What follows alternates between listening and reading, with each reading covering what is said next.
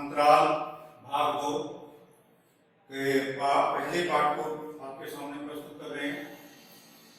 पाठ का नाम है सूरदास की झोपड़ी, जो कि प्रेमचंद जी के लिखित उपन्यास रंगभूमि का एक अंश है और इसमें सूरदास की झोपड़ी को एक कहानी के रूप में प्रस्तुत किया गया है। यह कहानी एक अंधे भिखारी सूरदास और उसके बेटे विधवा के रूप में लिखी गई है। सूरदास के बारे में पहले थोड़ा स्पष्ट कर दें। सूरदास वो सूरदास नहीं है कि जिन्हें हम कवि के रूप में जानते हैं। सूरदास जो कवि थे वो विभाषक प्रसिद्ध कवि हुए हैं, भक्ति काल के कवि हुए हैं। यहाँ कहानी में जो सूरदास पात्र लिए गए हैं वो एक अंधे भिखारी हैं और उसका बेटा विधवा, उसको केंद्र में रखकर के कहानी प्रेमचंद जी ने लिखी है। सूरदास जो अंधा भिखारी है वो भिक्षा मांग कर पैसे इकट्ठा करता है, जिससे वह अपने जीवन की 3 इच्छाएं अभिलाषाएं पूरी करना चाहता है। पहली अभिलाषा है कि संचित धन से अपने पितरों का पिंडदान करना। दूसरा कि अपने पुत्र विधवा का ब्याह करना। तीसरा गांव के लिए एक कुआं बनवाना।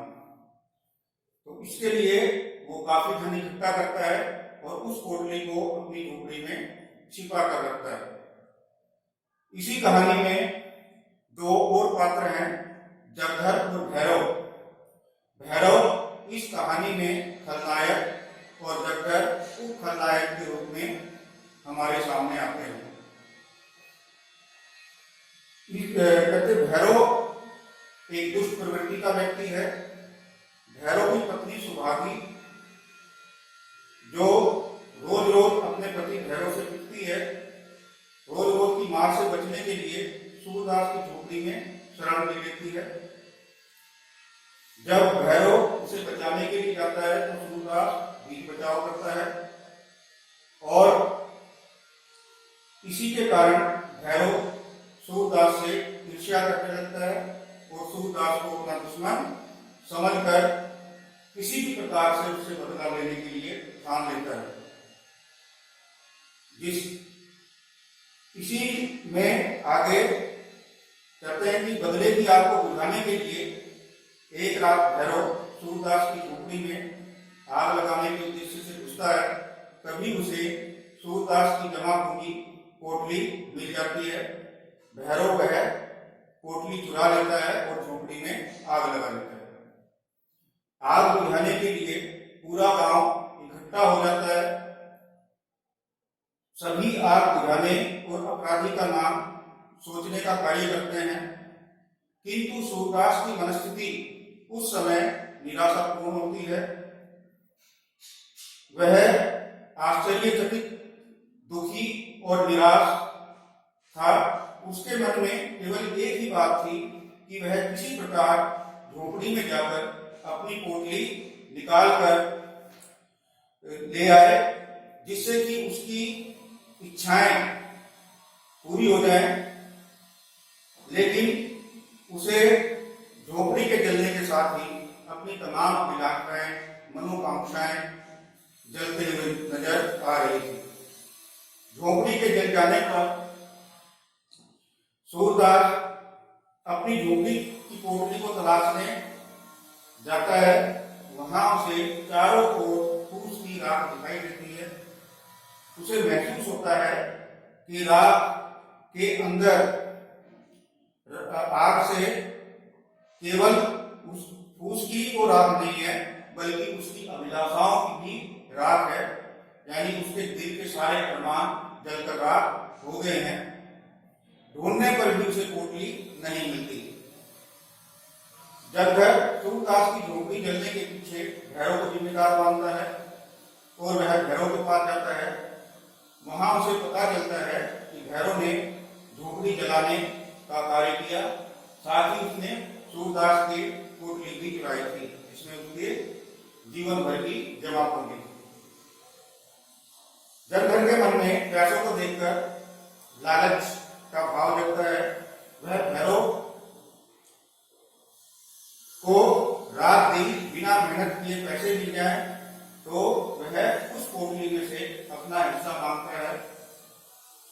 जब भैरव उसे पोटली में से धन देने से इनकार कर देता है तो वह भैरव को धमकी देता है कि अगर उसने आगे पैसे नहीं दिए तो वह सूरदास को इस राज के बारे में बता देगा। और भैरव पैसे देने से इनकार कर देता है। हमें ईर्ष्या की भावना, इससे ईर्ष्या की भावना में आकर जब वह सूरदास को भैरव को की चोरी के बारे में और बताता है, और वह यह भी बताता है कि उसके धन की पोटली भैरव ने चुराई है, साथ ही उसकी झोपड़ी में आग भी भैरव ने लगाई है। लेकिन सूरदास अपनी इस आर्थिक हानि को जंगल से गुप्त रखना चाहता है, क्योंकि एक गरीब के पास इतने पैसे होना उसके लिए लज्जा की बात थी। सुभागी भैरव की पत्नी जो जगधर और सूरदास की बातें सुन रही है, वह सूरदास से सहानुभूति रखती है और पोटली वापस लाने का संकल्प लेती है। सूरदास झोंपड़ी जलने से बेहद दुखी था, लेकिन उसे तभी अपने पुत्र और मित्रों की एक बात सुनती है कि उसका बेटा मिठुआ खेल में हार जाता है, रोने लगता है। तो उसके साथी कहते हैं, खेल में भी कोई रोता है। तो इसी से सूरदास को एक नई दिशा मिलती है। वह इस जीवन को खेल मानता है। इतना सोचते ही उसकी मनोदशा बदल जाती है और वह एक खिलाड़ी की भांति उत्साह और आत्मविश्वास से भर जाता है। वह जीवन का अगला खेल खेलने के लिए तैयार हो जाता है और सूरदास हार का मानने की प्रवृत्ति उसमें विजय का गर्व भर देती है। जब मिठुआ उससे पूछता है कि हमारी झोपड़ी जल गई, अब हम क्या करेंगे, तो सूरदास कहता है कि हम नहीं बनाएंगे, दोबारा से जीवन प्रारंभ करेंगे। मिठुआ फिर पूछता है, अगर वह झोपड़ी दोबारा जला दी गई तब हम क्या करेंगे? फिर सूरदास कहता है कि हम झोपड़ी को नहीं बनाएंगे। और इस प्रकार वह कहता है कि हम बार बार नए सिरे से जीवन शुरू करेंगे, नई झोपड़ी बनाएंगे, लेकिन जीवन में हार नहीं मानेंगे। तो बच्चों, यह कहानी जो कि प्रेमचंद जी के उपन्यास रंगभूमि पर आधारित थी। अब हम इस पाठ के कुछ महत्वपूर्ण प्रश्नों पर चर्चा करेंगे। जैसे पहला प्रश्न है कि सूरदास ने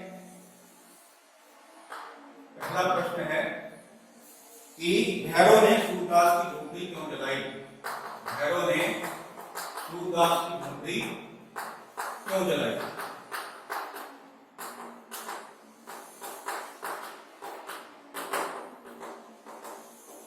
तो इसका उत्तर, जैसा हमने कहानी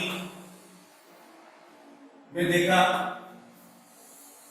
कि भैरव सूरदास से बदला लेना चाहता था। इसके कई कारण थे जिसके कारण उसने सूरदास की झोपड़ी जलाई। सबसे पहला कारण इसमें है कि सूरदास ने सुभागी को अपनी झोपड़ी में शरण दी थी। भैरव रोजाना अपनी पत्नी को नशे में सुभागी को मारता पीटता था। एक दिन भैरव की मार से बचने के लिए सुभागी सूरदास की झोपड़ी में सूरदास की शरण में आ जाती है। सूरदास उसे शरण देता है और बीच बचाव कर उसको भैरव की मार से बचाता है, जिसके कारण भैरव से मन ही मन बदला लेने की ठान लेता है। दूसरा इसका कारण है कि भैरव के मन में सूरदास के प्रति ईर्ष्या का भाव है।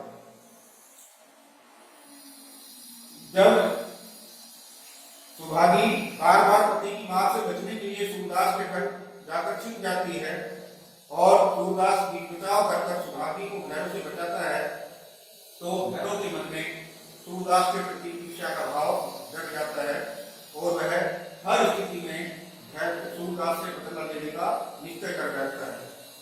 इन्हीं कारण से भैरव ने सूरदास की झोपड़ी को जलाया। दूसरा प्रश्न है, तो हम 100 लाख बार बनाएंगे, तो हम 100 लाख बार बनाएंगे।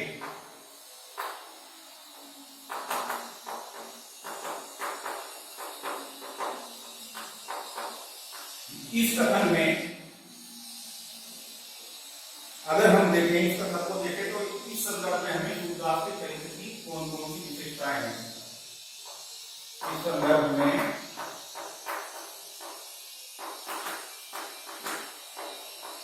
सूरदास के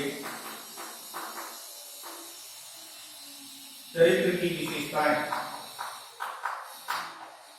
कौन कौन सी, प्रश्न को एक बार फिर पढ़ते हैं।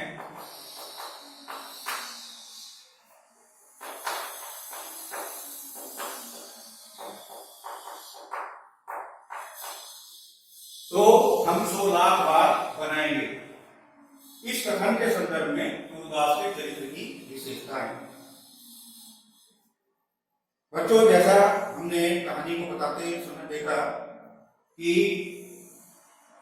सूरदास जब विधवा से यह वाक्य कहता है, जब विधवा बार बार पूछता है कि हमारी झोपड़ी जल गई है, अब हम क्या करेंगे, तो सूरदास कहता है कि हम 100 लाख बार बनाएंगे।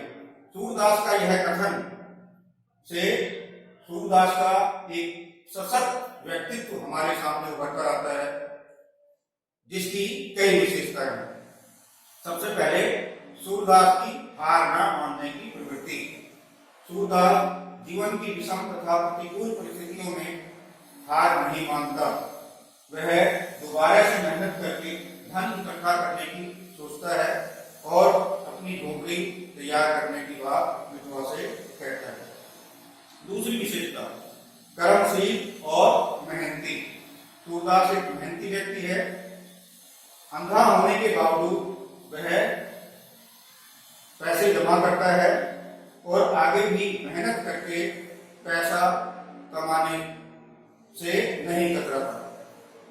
तीसरी विशेषता जो हम इस कहानी में देखते हैं कि सूरदास प्रतिरोध की भावना से मुक्त है।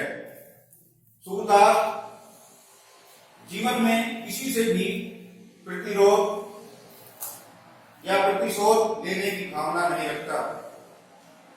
भैरव के विषय में जब उसे पता चल जाता है कि भैरव ने उसकी झोपड़ी में आग लगाई है तथा भैरव ने ही उसकी झोपड़ी चुराई है, फिर भी वह भैरव से बदला लेने की बात नहीं सोचता और ना ही उसे किसी प्रकार से नुकसान पहुंचाना चाहता। तीसरी विशेषता सूरदास की हम देखते हैं कि उसमें निर्णय लेने की क्षमता है। सूरदास किसी भी परिस्थिति में मौन रहकर क्रोध को अपने ऊपर हावी नहीं होने देता, क्योंकि क्रोध बुद्धि को नष्ट कर देता है। वह इस परिस्थिति में सूरदास जीवन में सकारात्मक निर्णय लेता है और आगे बढ़ने के लिए तैयार हो जाता है। सूरदास झोपड़ी जलने पर भी निराश नहीं होता और एक निर्णय लेता है कि वह नए सिरे से अपने जीवन को प्रारंभ करेगा। अगली विशेषता है सहृदय और परोपकारी। सूरदास बहुत ही कोमल हृदय का है, जिसने स्वयं पर संकट आने का अंदेशा होने के बावजूद भैरव से दुश्मनी ली, सुभागी को शरण दी और अंत में सुभागी भी सूरदास को बेघर होने का जिम्मेदार स्वयं को मानती है। लेकिन फिर भी नुकसान होने के बाद भी, झोपड़ी जलने के बाद भी सूरदास सहृदय और परोपकारी बना रहता है।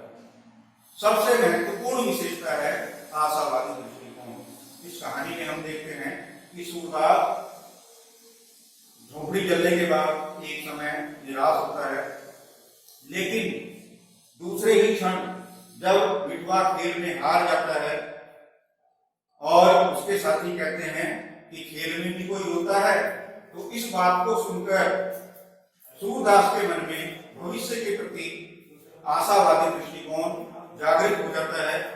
वह अपने अतीत को भूलकर पुनः भविष्य को सुधारना चाहता है। तो यह बच्चों हमने कहानी देखी सूरदास की झोपड़ी, और इस कहानी के कुछ महत्वपूर्ण प्रश्नों की चर्चा की। इससे संबंधित अन्य प्रश्न और कार्य आपको शीघ्र ग्रुप में भेज दिया जाएगा। कक्षा के लिए आप सभी का धन्यवाद।